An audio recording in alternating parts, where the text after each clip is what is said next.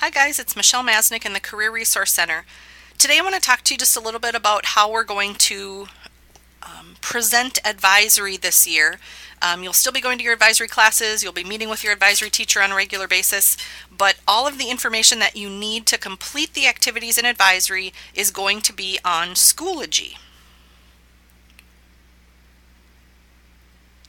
Schoology is a web-based application that allows teachers and people like myself to provide information to a bunch of different people electronically. And so what we're going to ask you to do the first couple of days of school in order to get access to your advisory stuff is to log into Schoology. The first time you log into Schoology, it's going to be a little bit different. You're going to go to the website osseo.schoology.com. You're going to come to this screen. In the email, you're going to put your school issued email address, which is the first couple of letters of your last name in addition to a number or two, and then the @ symbol, apps, apps, district279.org. Then you're going to click on Forgot Your Password, and it will email you a link to reset your password so you can gain access to the Schoology website for the very first time. So only your email address in the top box, no password, and then click Forgot Your Password to get a reset email from Schoology. The first time you log into Schoology, you will come to this dashboard or home screen. Actually, every time you log into Schoology, this is where you will land once logging in. So this is called the home screen, also called the dashboard. And the first thing you need to do to get access to your advisory stuff is to follow just a simple process of joining a group. So in Schoology, every activity for grade 10 in advisory, grade 11, and grade 12 is contained in a group for your grade level. The calendar is there, the description of the different activities, instructions for each activity. If there's a video to watch, there's a link to the video. If there's a worksheet or a form to fill out, there's a link to that form. And then there's also some links to websites where you might need to go to complete a survey or to complete another activity. So here is what it looks like for you to join the group. So at the top, the very top screen, you're going to click on groups. The arrow is pointing on the word groups. Once you click on groups, you're going to pull down that menu and you're going to click at the very bottom where it says join. That's where the other arrow is pointing. And then at the very bottom, the last screenshot is where you put in an access code. You will need an access code to get into the group for your specific advisory. So Advisory 10 has a specific access code, Advisory 11 a different access code, Advisory 12 a completely different access code. Don't write this down. It's not important that you write it down. It's going to be on all of your advisory materials.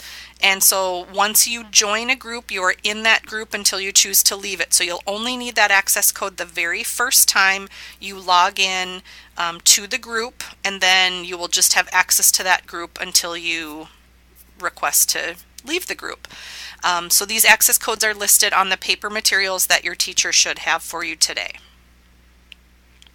So most of the activities that we're going to do in advisory now have been moved to online. We're moving, everything's going to be online. You guys register for your ACT online now. You register for AP tests online. Almost everything you do, you're going to be doing it online. So we're moving advisory in that same direction. So videos that are posted to Schoology for your specific advisory will be shown by your teacher during your advisory time. So that's not going to change. You're still going to do things as an advisory group. You're still going to have discussions. You're still going to do some presentations. You're still going to be learning about the things that you need to know about in order to be successful with your life after high school. So none of that is going to change. Just how you interact with the information is going to change.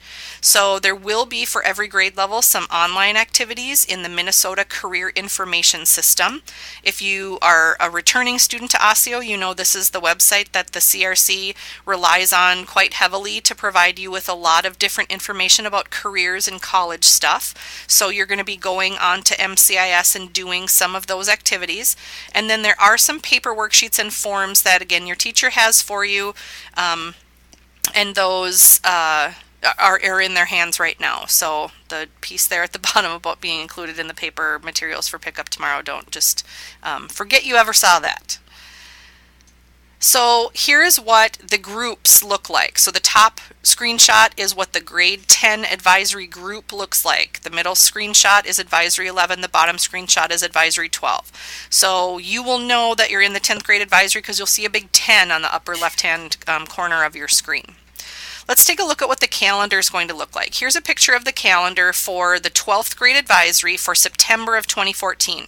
You can see that we have advisory on the 2nd through the 5th, so Tuesday, Wednesday, Thursday, Friday. We also have advisory every single day the second week of school, and you can see that there are activities listed there.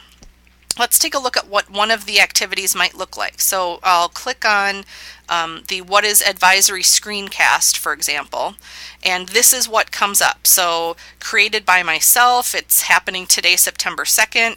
There's a little bit of information there. So a hello from me and welcome to advisory, a little bit of information about advisory, and then it says at the bottom, please watch the attached screencast. So your teacher will click on What is Advisory screencast, and you guys will watch it together. If you have questions, you'll ask your advisory teacher about that. Now your advisory teacher is still going to be providing information to you on a weekly basis. He or she is going to keep a checklist for each one of you, make sure that you're doing all of your assignments that are being assigned, and make sure that you're making progress towards getting a P at the end of every advisory trimester. Now remember, you cannot participate in the graduation ceremony if you have any incompletes in advisory. So if you miss a day of advisory, you can absolutely log into Schoology and complete what you were supposed to have done, and make sure that you're showing your advisory teacher, hey, I know I was gone yesterday, but I went in and I did this, so you can check me off of that.